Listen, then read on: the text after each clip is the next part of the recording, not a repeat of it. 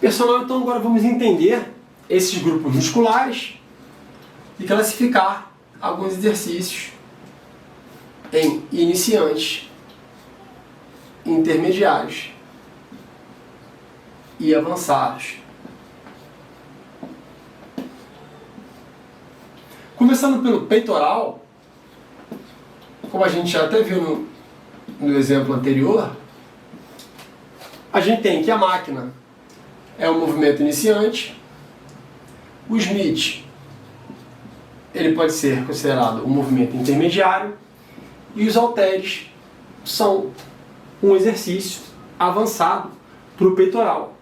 Pensando agora em dorsais ou costas, nós temos, por exemplo, que o triângulo do pulley é um exercício iniciante. A remada, 3 apoios, pode ser considerada um movimento intermediário.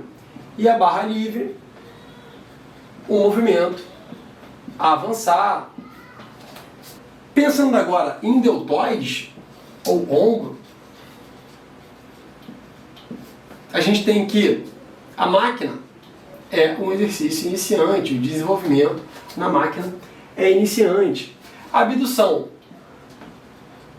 com halteres é intermediário e o desenvolvimento no banco com halteres é avançado, dada a complexidade desse movimento quando comparado à máquina e à própria abdução de ombros. Falando agora de bíceps,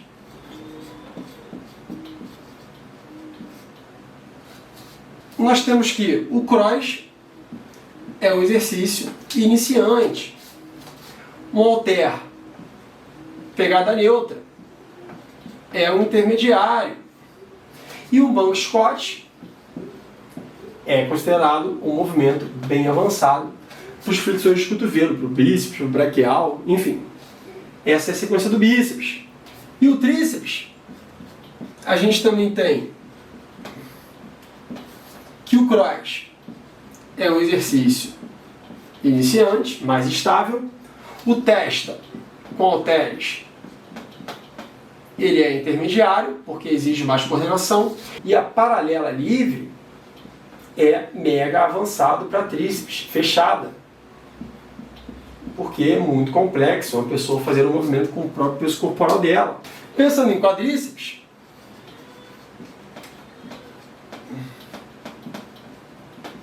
mais uma vez, nós temos que o senta e levanta é iniciante,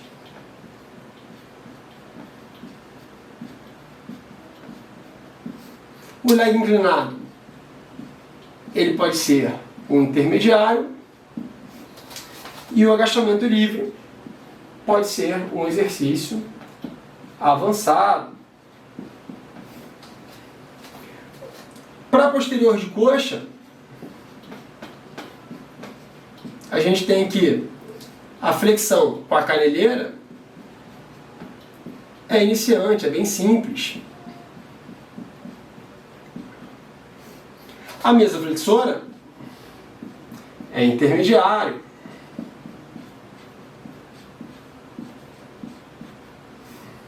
E o stiff é avançado, porque é mais complexo.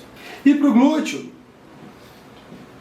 a gente tem que a elevação pélvica no solo é simples, é iniciante. O hip thrust, ou elevação pélvica na máquina, já é intermediário. Apesar de você colocar carga, é um movimento estável. E o glúteo no cross, seja chutando ou com a perna estendida, é avançado porque exige mais coordenação, é mais complexo. No abdominal, a gente tem que o parcial no solo, ele é mais fácil. Depois, um abdominal na máquina, onde aquele indivíduo agora coloca mais peso, pode ser considerado intermediário. E o abdominal inverso, banco inclinado, é mega avançado, porque é mais complexo. E falando agora em lombar,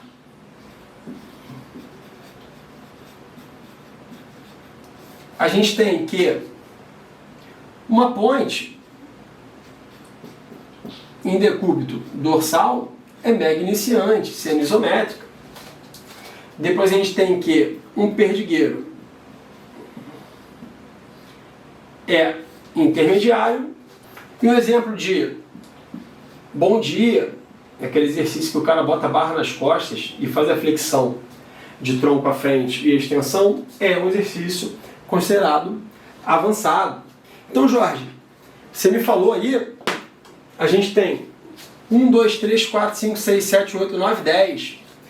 Só que você também citou os adutores, os abdutores, as panturrilhas e o antebraço. Porque esses grupamentos musculares, de maneira específica, por terem movimentos muito mais simples do que esses outros 10 que estão citados aqui, eles entram basicamente em exercícios iniciantes e intermediários. Mais uma vez, não que um avançado não vá fazer uma cadeira adutora, ou uma panturrilha, ou um antebraço, porém, são movimentos mais simples, que param aqui no bloco intermediário. E eu também vou exemplificar para que vocês entendam. Por exemplo, os adutores e abdutores de quadril. Quais são os exercícios considerados iniciantes? Nada mais, nada menos do que a cadeira adutora e a cadeira abdutora. Jorge, e o intermediário para esses grupos? Quando você começa a usar as carelheiras, que são movimentos livres e minimamente mais complexos do que as adutoras e as abdutoras na máquina. Então, eles são considerados movimentos iniciantes e intermediários, não havendo variação para movimentos avançados. Não tem. Porque são movimentos muito mais simples do que esses outros 10 grupamentos citados anteriormente. Pensando agora em antebraço, movimentos iniciantes, flexão e extensão de punho, com halter ou com a barra. Intermediários, pronação e supinação, com halter. Então, não existem movimentos mais avançados que esse, então também não vão para grupos avançados. E para finalizar, as panturrilhas, que são grupamentos importantíssimos, não só para performance, como saúde e também como estética, né? Muita gente quer panturrilha e não treina panturrilha. Então vamos lá, vamos entender os movimentos iniciantes e intermediários da panturrilha.